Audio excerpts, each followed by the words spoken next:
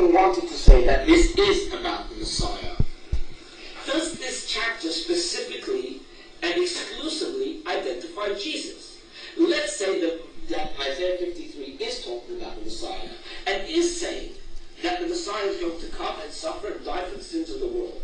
Where in Isaiah 53 does it say that Jesus is the one that fulfilled that? What about the other people that were crucified by the Romans? What about the Jewish martyrs like Rabbi Akiva, or people that were killed in the Holocaust, murdered innocently in the Holocaust?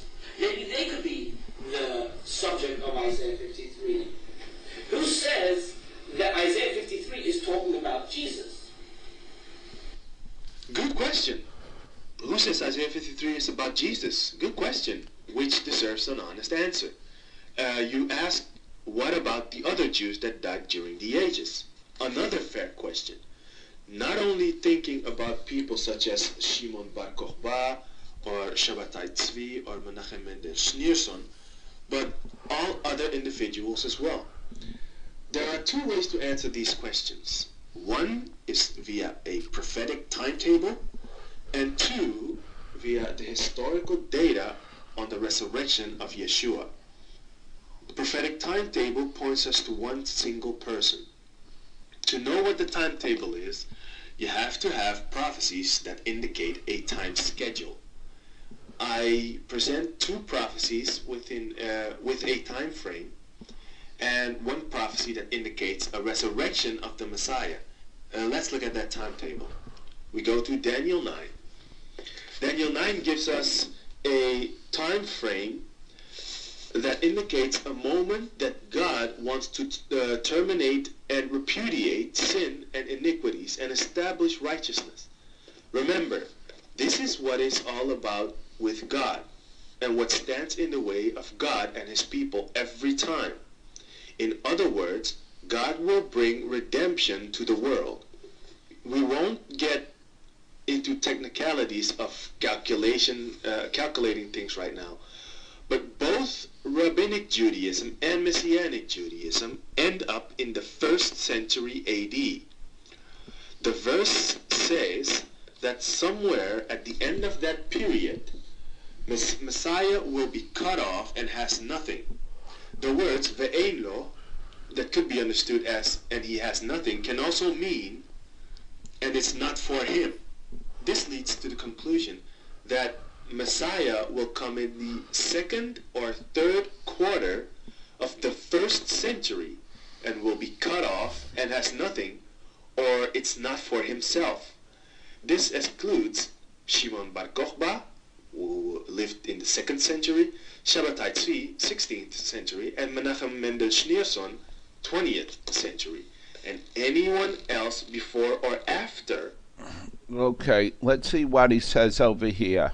At the very supplication, a word went forth, and I come to declare it, for you are greatly beloved. Therefore, look into the word and understand the vision. 70 weeks are decreed upon thy people, upon your holy city, to finish the transgression.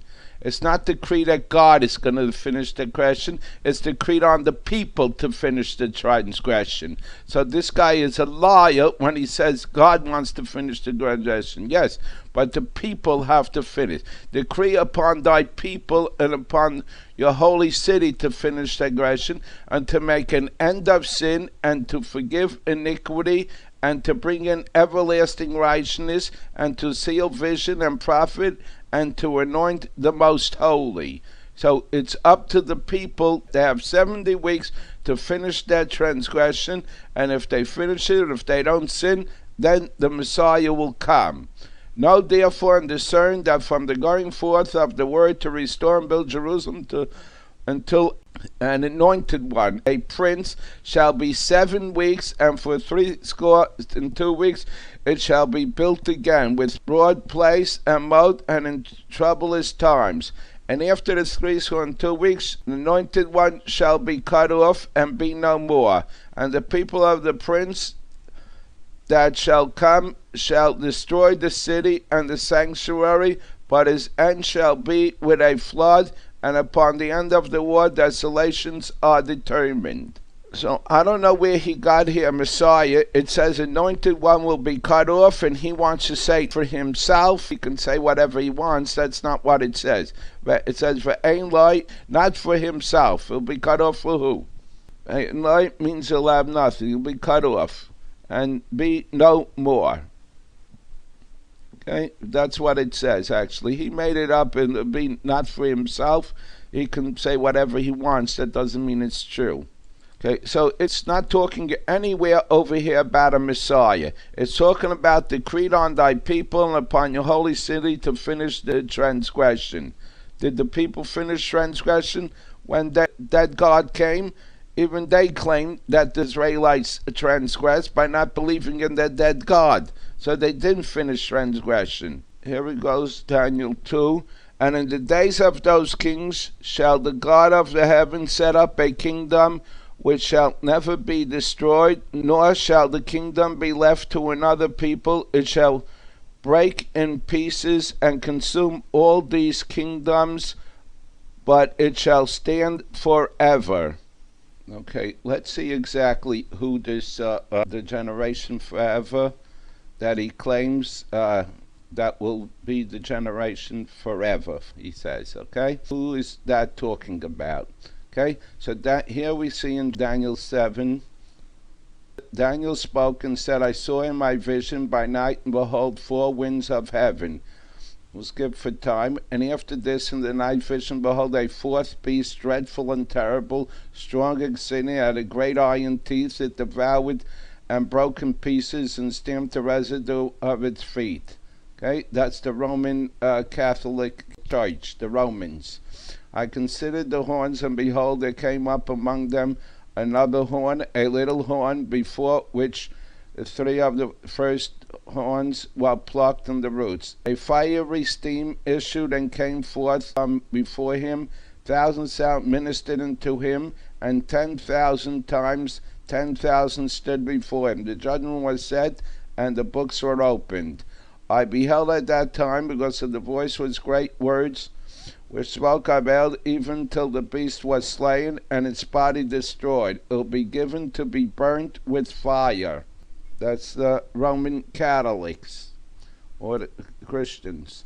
And for the rest of the beast, dominion was taken away, yet the lives were prolonged for a season and a time. Here, this they're always talking about. With the clouds of heaven, one like unto the Son of Man, and he came even to the Ancient of Days, and given him dominion and glory, and a kingdom that all peoples in a language should serve him. His dominion is an everlasting dominion which shall not pass away, his kingdom. So which is this kingdom? These great beasts, which are 4 kings that shall rise out of the earth.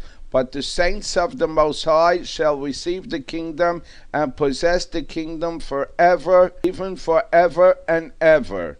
So who are these saints of the Most High?